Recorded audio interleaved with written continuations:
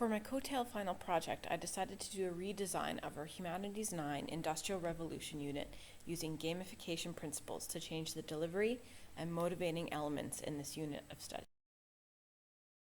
The unit was split into 3 levels of gameplay. Level 1 and 2 contain a variety of required and bonus challenges, whereas Level 3 contained one big project-based challenge. The first task for the students in this unit was to create Industrial Revolution-themed avatars. These were posted in the classroom and only avatar names were used in posting the leaderboard online. A mixture of points and badges were used to track progress and achievement in the game. Typically, required tasks were worth 10 points each, and bonus tasks were anywhere from 5 to 10 points each. Completion of all required and bonus tasks resulted in additional combo points being awarded. Points awarded were completely disconnected from grades to allow a diverse range of students to achieve high scores in the leaderboard. Students could earn badges in the game by demonstrating certain skills and abilities. For many badges, the requirements spanned all 3 levels of gameplay. For instance, the Sharer badge could be earned by sharing interesting articles and resources to the Google Plus community during all levels of gameplay. By student request, I also incorporated some competition between the classes. Home-baked cookies and snacks served as the tangible rewards for the class with the highest overall points in Level 1 and 2. As I want to create a unit that would be available to a public audience and have legacy for myself beyond my current school, I decided to use a range of Google Apps to host and facilitate my gaming unit. I used Google Sites to create a public class website for the students to access resources and handouts. To facilitate online discussions and additional bonus tasks beyond the classroom walls, I established a private Google Plus community for each of my 3 classes. To track points, I created a Google spreadsheet for each class. At the end of Level 1 and Level 2, individualized summary sheets were created using Autocrat and dropped into each student's Google Drive assignment folder. Badges were designed using class badges, although I did opt to not use their platform for badge delivery. Instead, students nominated themselves or others for badge awards by using a Google form on the website. Badges were awarded to their avatars, which were posted up in the classroom. The 3 levels of gameplay represent a common pattern for teaching we use in Humanities 9.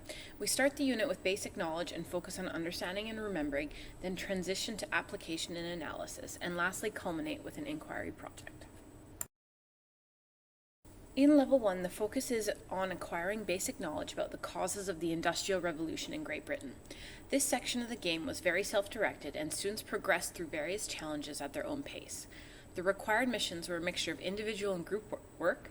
Since students could self-serve tasks as they were ready to move on, it freed me up to work individually with students when they needed it. One of the highlights from this level of gameplay for a formative task was that the students created industry advertisements to highlight an industrial innovation that dramatically affected the Industrial Revolution. Students had creative freedom to choose a mode of communication, visual or audio, to express their learning, and also self-selected the optimum software to create their piece. Additionally, they had the option to post their formative piece on the Google Plus community for bonus points. Level 1 was wrapped up with a short answer quiz as a summative task. In Level 2, students examine the consequences of the Industrial Revolution. In this level, some new knowledge concepts were introduced, but there was more emphasis on application and analysis tasks. The lessons in Level 2 contained a considerable amount of discussion activities, and as a result, there was less differentiation in the pace of lesson delivery. Some of the highlights from Level 2 included watching a film on child labor and using shared Google Docs to complete a pre- and post-viewing visible thinking exercise, as well as take notes while watching the film. Students also learned about artistic techniques used to create editorial cartoons and used those techniques to make their own editorial cartoon on either a cause or consequence of the Industrial Revolution. Students chose either a digital or paper method to create their cartoon. They self-assessed their work, and as long as they justified their score with a well-reasoned explanation, they kept the grade they assessed their work at. Similar to Level 1, they had the option of earning extra bonus points by posting their cartoon on the Google Plus community. Additionally, they could interpret each other's cartoons for additional points. The skills learned in creating a cartoon also assisted them in the final task for Level 2, which was completing a formal in-class handwritten source analysis. Students had a choice from 4 cartoons about the consequences of the Industrial Revolution to complete. In Level 2, students continue to earn points and badges, like the Artist and Argumentative All-Star. I also experimented with students being able to spend their points on classroom perks or useful things. It was really interesting to see how little points were spent. In Level 3, the students completed an inquiry project as their big challenge. The goal of the project was for them to examine industrialization in the modern context, thus drawing parallels with what occurred historically. At the start of the project, students were introduced to a variety of current events that related to the key idea of industrialization today to spark some initial thoughts and ideas. They formulated a list of questions, and we spent a class honing the questions to ideally make them creative, feasible, interesting, and important. Okay, well, why? Why or why not? Because why can rent country? Because it's boring. It's not I don't think that's boring at all. Well, why don't you rank in economy or just choose a topic? The next class centered around project proposals. First, students needed to decide if they were working solo, with a partner, or in a team of 3. Next, they needed to determine their inquiry topic and product type. Students had complete choice over the type of product, including presentations, websites, infographics, and videos, but were encouraged to focus on a specific target audience and think about how their information could be shared beyond the classroom walls. Tracking of the project proposals was done easily using Google Docs. You're going to have to really think about, you might want to even pick a more developed Asian country to compare it to, like maybe something more specific. Also, I guess, what does it mean to catch up? What are you going to look at specifically and kind of build maybe some criteria or something like that? But I think that's interesting. It's kind of looking at the gap then, you know, where are they now and where will they go? So I definitely think it has potential. You just might want to, just like narrow it a bit, but good. Students then started the research and creation process. They were required to make an action plan to document their research and organization process. Many students working in partners or groups chose to collaborate via Google Docs.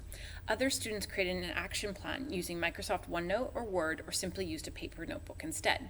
For research sources, students were encouraged to seek primary sources through interviews, either face-to-face or online, and this achievement was recognized through the researcher badge. In their projects, many students focused on Vietnam as a country to examine, since it is our host country and is developing. Students created a variety of products, however, websites and videos were the most popular choice. I've included a few clips from the videos, but please check out the links to see more. South Korea, a nation that has risen from the ashes to become one of the most developed nations in the world, owning many large, well-known industries. The question is, how?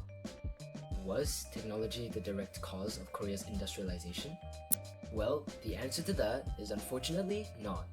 First of all, it is important to know that Korea was under heavy colonization of Japan for many years. After the defeats of Japan during World War II, Korea was left unprepared for the Korean War in 1950. The division of their nation through the war itself left Korea in ruins. There had been no economic growth since their independence back in 1945.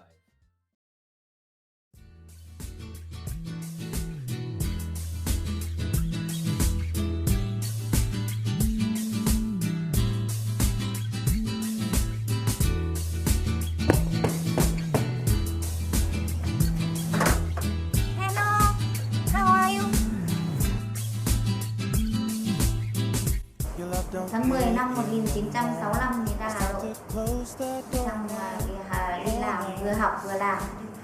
Sống ở nông thôn thì trước lúc ở nhà thì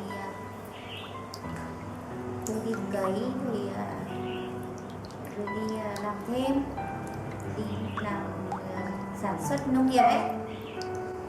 Ở nông thôn thì cuộc sống nó vất vả hơn ở thành thị, rồi dòng mưa rải nắng, rồi đi cấy rồi đi gặt. Còn ở Hà Nội thì lo công việc hành chính, sự nghiệp, sách bút vở thôi, không thể làm ruộng.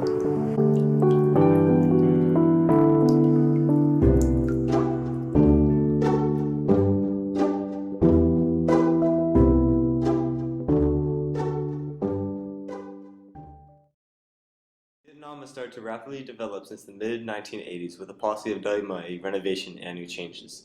Over the last 25 years, Vietnam has had a remarkable economic growth, which reduced poverty and increased the standard of living for millions of people. Vietnam has changed from an extremely poor country to a lower middle income country in less than 2 decades. However, the rapid industrialization is also affecting the environment in Hanoi.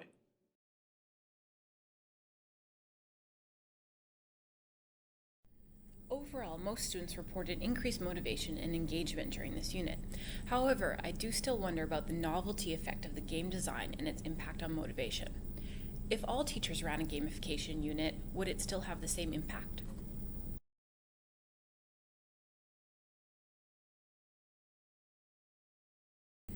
I wanted to run a unit based on gamification principles to investigate it as a future trend in education. While it did have its merits, I do not foresee myself running all units in a gamified manner, since I still want to instill a sense of intrinsic motivation in my students. However, I think it can be useful at certain points during the school year. If I were to run this unit again, one of the most significant changes I would make would be to develop an underlying narrative story to accompany the game. I think it would give the game more purpose and increase student interest.